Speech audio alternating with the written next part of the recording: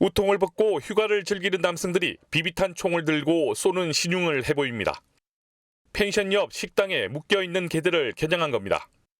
이 남성들은 사방이 컴컴해진 밤이 되자 실전에 들어갑니다. 랜턴이 장착된 비비탄 총을 들고 게시판에 있던 개들에게 조준 사격합니다.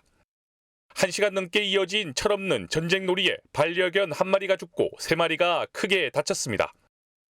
숨진 개가 화를 당한 장소입니다. 게시판과 바깥으로 비비탄 수백 발이 널브러져 있습니다.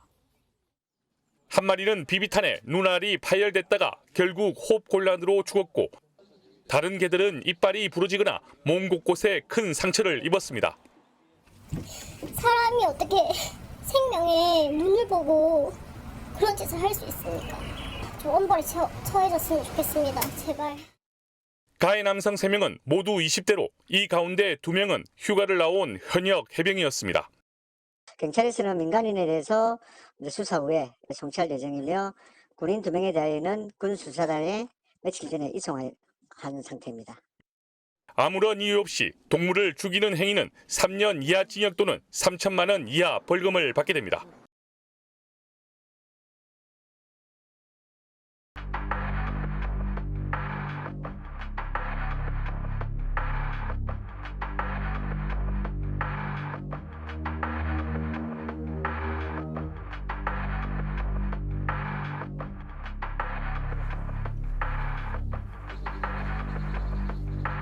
사람이 어떻게 생명의 눈을 보고 그런 짓을 할 수 있습니까? 좀 엄벌에 처해졌으면 좋겠습니다. 제발.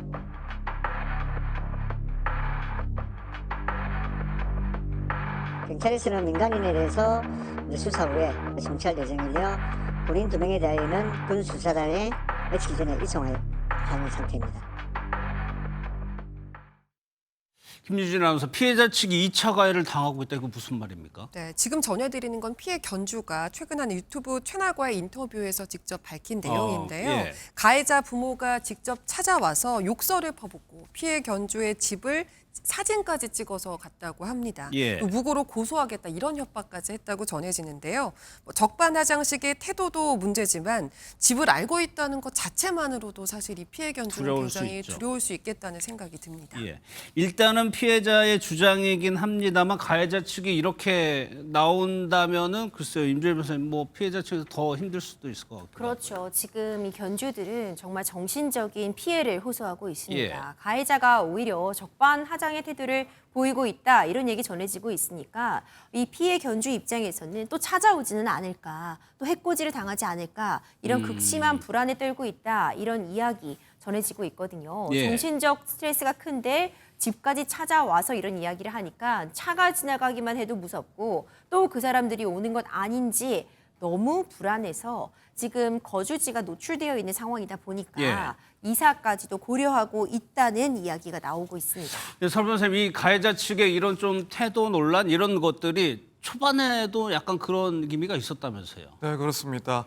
사건이 발생한 직후에도 이런 가해자 측의 이런 적반하장 같은 태도가 있었던 것으로 알려지고 있습니다. 예. 일단 이 가해자 형제의 아버지가 찾아와서 어떠한 설명도 없이 다짜고짜 값을 물어주겠으니 합의를 하자라는 식으로 나왔었고, 예. 또 한편으로는 가해자 소속 군부대에서도 피해자 측에게 연락을 해서 공론화를 하지 말아달라라는 부탁을 했던 것으로 또 보도가 됐습니다. 또 한편으로 예. 이 가해자들도 사건 초기에 뭐 걔가 자신들을 물려고 했기 때문에 사격을 한 것이고 뭐 의도한 그런 고의성을 가지고 있던 것은 아니었다라는 식으로 이제 변명을 해온 것으로 알고 있어서 예. 이런 내용들이 결국에는 피해자에게는 오히려 2차적인 그런 정신적인 충격을 줄 수 있는 그런 내용들이 앞서부터 있었습니다. 예. 근데 여기서 끝나는 게 아니라 가해자 측에서 이 걔도 부검까지 요청을 했어요. 맞습니다. 피해자 측의 그 인터뷰 내용을 전해드리는 부분입니다. 예. 가해자는 경찰에 부검을 요청했다. 이제 이렇게 이야기하고 있는데요. 아무래도 본인들의 혐의를 순순히 인정하기가 어렵다. 이렇게 이해할 수 있을 것 같습니다. 피해자는 이 이야기를 듣고 과호흡이 와서 당시 응급실에 실려가기도 했다. 이제 이렇게 상황을 전하기도 했습니다. 그럼 임주일 변호사, 이렇게 좀 뭐 적극적이라고 할까요? 강하게라고 할까요? 이렇게 나오는 이유가 있을까요? 추측만 가능한 부분이지만 일단 비비탄을 발사하는 부분이 CCTV 영상으로 고스란히 남아 있습니다. 예.